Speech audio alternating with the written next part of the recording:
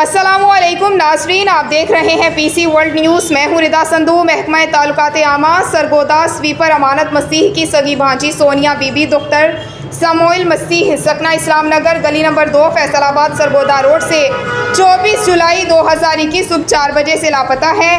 खातून खाना की उम्र 30 साल है। दिमागी तवाज़ुन दुरुस्त ना है। जिस किसी को मिले स्क्रीन पर दिए गए नंबर पर इतला दे।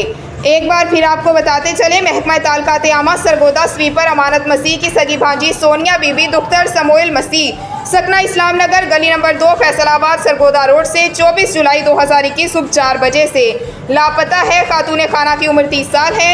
दिमागी तवाज़ुन दुरुस्त ना है। जिस किसी को मिले स्क्रीन पर दिए गए नंबर पर इतला दे।